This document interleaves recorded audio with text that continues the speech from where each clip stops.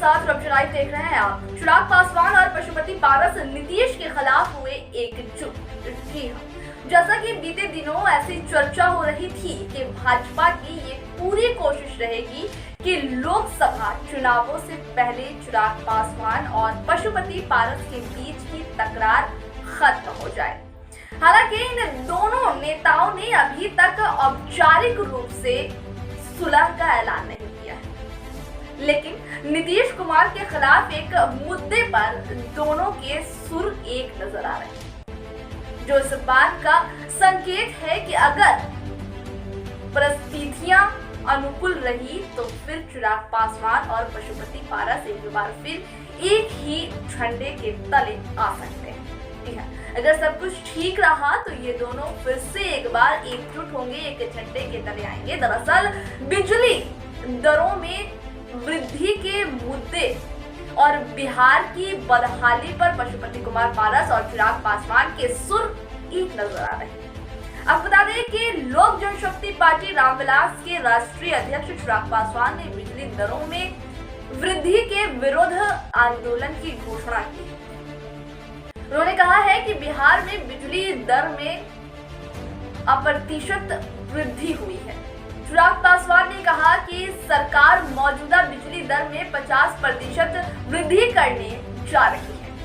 ये बेहद गंभीर मामला है और इसको लेकर आम लोगों में नाराजगी है। चिराग ने कहा कि सरकार का ये फैसला परिवार के घरेलू बजट को सीधे तौर पर प्रभावित कर रहा है। उन्होंने कहा कि इसकी वजह से कल कारखानों और कृषि क्षेत्र में भी बाधा उत्पन्न हो रही है। चिराग पासवान ने कहा कि अन्य प्रदेशों में प्रति यूनिट बिजली दरों की तुलना अगर बिहार से की जाए तो ये किसी राज्य के अधिकतम दर से भी ज्यादा है। उन्होंने कहा कि इससे ये साबित होता है कि कहीं न कहीं इस खेल में कोई बड़ा घोटाला हो रहा है। चिराग ने कहा कि विभाग और सरकारी एजेंसियां अपनी ताकत और आम आदमी के टैक्स के पैसे का इस्तेमाल कर जनता को बरगलाने की कोशिश करती है। दूसरी तरफ राष्ट्रीय लोक जनशक्ति पार्टी के अध्यक्ष पशुपति कुमार पारस ने कहा कि केंद्र सरकार पूरे देश में विकास योजनाओं के लिए धन दे रही है। उन्होंने कहा कि केंद्र के पैसे से ही बिहार समेत देश के अन्य राज्यों का विकास हो रहा है। पशुपति पारस ने आगे कहा कि नीतीश सरकार बिजली के दामों में बेतहाशा वृद्धि कर जनता का शोषण कर, जबकि मोदी सरकार सबका साथ और सबका विश्वास के मूल मंत्र पर तेजी से काम कर रही है।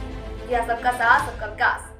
वहीं उन्होंने ये साफ कर दिया है कि 2024 तक देश में प्रधानमंत्री पद के लिए कोई जगह खाली नहीं।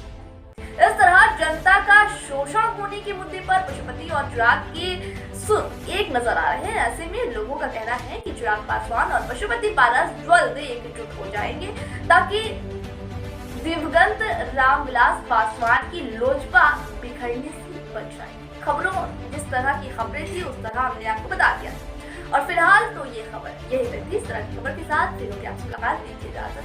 नमस्कार।